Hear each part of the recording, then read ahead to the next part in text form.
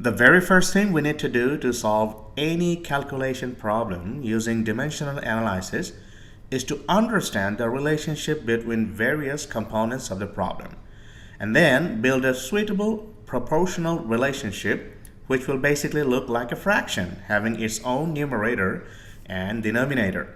So let's read this question. It says, if a patient takes 2 tablespoons of an emulsion, BID, then how many ml will provide a week's supply?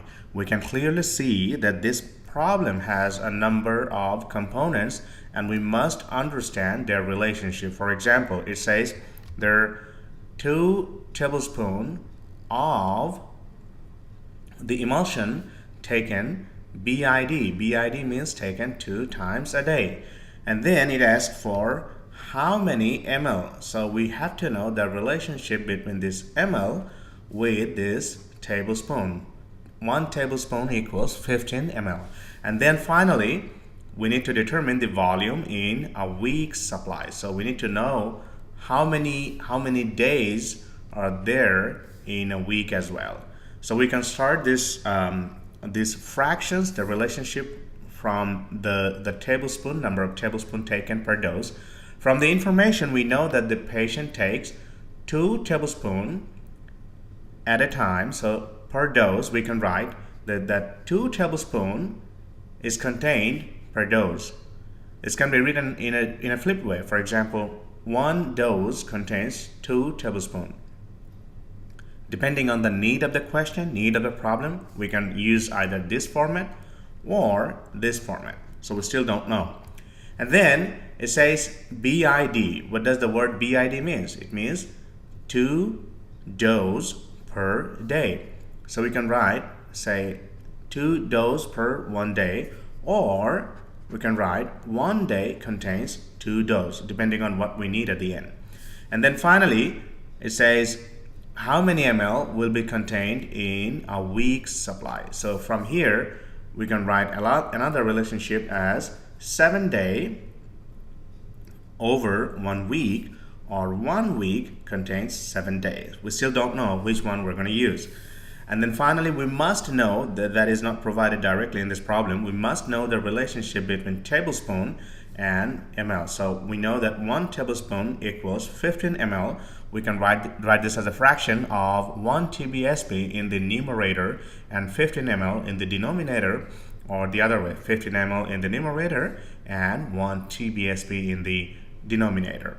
So the easiest way, the most simple way of starting any dimensional analysis is to first ask the question, what unit do you want me to find at the very end? And we are very sure that the question wants us to determine number of ml. So let's look at all the provided options where I have ml in the numerators. And this is the nice fraction where I have ml in the numerator. So we're going to take this one first, 15 ml over 1 TBSP. But we have 1 TBSP in the denominator, so we should take something which has TBSP in the numerator. So of these all fractions, I have here, it says 2 TBSP over 1 day. So I'm going to take this one, 2 TBSP over 1 dose. And then finally, we have to get rid of this dose, so we're gonna look for something that has dose in the numerator, and we chose this one. It says 2 dose over 1 day. We need a fraction which has a week in the denominator, but we cannot take this one because it has week in the numerator. So we have to take this one. So we put 7 day over 1 week. Now we can start canceling, like the day and day cancel out, dose and dose cancel out, TBSP, TBSP cancel out, and at the very end, the only thing we have remaining is ml per week. So if you do the calculation from here, this is the answer.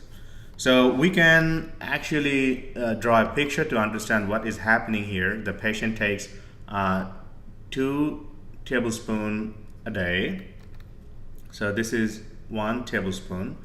The first part of the fraction tells us the relationship between converting a tablespoon to how many tablespoons is the person taking in every dose. So up to here, he takes 2 tablespoons. So this is going to be 2 tablespoons. And then in here, this is actually going to be how many ml.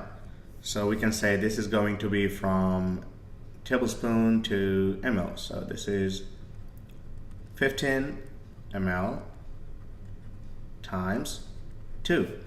And then this is again going to be converted to be how many ml is taken per day. So per day, this is going to be, say, this is the time 12 p.m., 6, 3, and 9. Per day, this is going to be 2 times BID, means 2 times. So this is going to be 15 times 2, again times 2.